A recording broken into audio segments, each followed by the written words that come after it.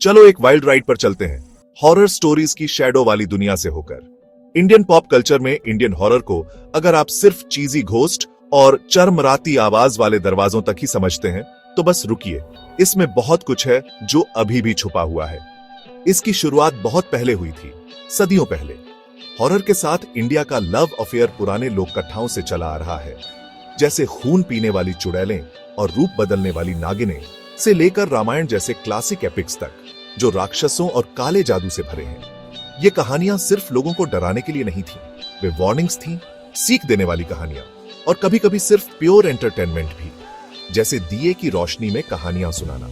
20वीं सदी में आते आते बॉलीवुड भी इसमें कूद पड़ा और अचानक हॉरर बड़े पर्दे पर आ गया।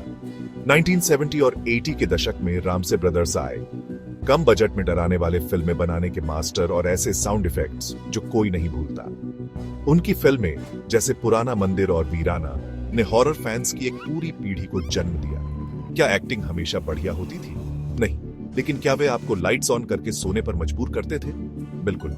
उसी दौर में टीवी भी इसमें शामिल हो गया। जी, हॉरर शो याद है? वो ओपनिंग थीम आपके खून को जमा सकती थी। लोग एक साथ देखते थे, सोफे पर एक साथ बैठकर एक दूसरे को हिम्मत देते हुए कि पलक भी न झपके। हॉरर अब सिर्फ एक फैमिली ट्रेडिशन नहीं रहा था, यह लाखों लोगों के लिए एक वीकली रिचुअल बन गया।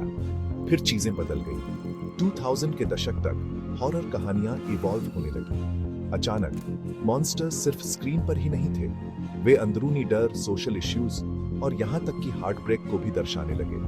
राज और भूत जैसी फिल्में स्लिक प्रोडक्शन, असली डरावनी सीन और एक नई ऑडियंस लेकर आई। लेकिन हॉरर सिर्फ मूवीज और टीवी तक ही नहीं होता। नागराज और डोगा जैसे इंडियन कॉमिक्स ने सुपरनैचुरल डर को सुपर हीरो ड्रामा के साथ मिला दिया। इस बीच अर्बन लेजेंड्स व्हाट्सएप फॉरवर्ड्स में घुस गए। किसने नहीं सुना है अपनी सिटी की हॉन्टेड रोड के बारे में, या सफेद कपड़े में मिस्टीरियस वुमन के बारे में। आज इंडियन हॉरर हर जगह है और पहले से भी ज्यादा बोल्ड है। स्ट्रीमिंग प्लेटफॉर्म्स ने भूल और बेताल जैसी वेब सीरीज को जन्म दिया है, जो लोक कथाओं को शार्प सोशल कमेंट्री के साथ मिलाती है। इंडिपेंडेंट क्रिएटर्स दिल दहलाने वाली शॉर्ट फिल्में और पॉडकास्ट बनाते हैं, टैबू टॉपिक्स और नए डरों को एक्सप्लोर करते हुए। तो ये कहानियां हमारे साथ क्यों रहती हैं? क्योंकि वे कुछ यूनिवर्सल चीज से जुड़ती हैं। अनजाने का डर, एक अच्छे डर का थ्रिल, और कभी कभी यह उम्मीद कि अच्छाई बुराई पर जीत हासिल करेगी, भले ही वहां तक पहुंचने के लिए कुछ जंप स्केयर भी झेलने पड़े। इंडियन हॉरर के लिए आगे क्या है? शायद और ज्यादा साइकोलॉजिकल थ्रिलर,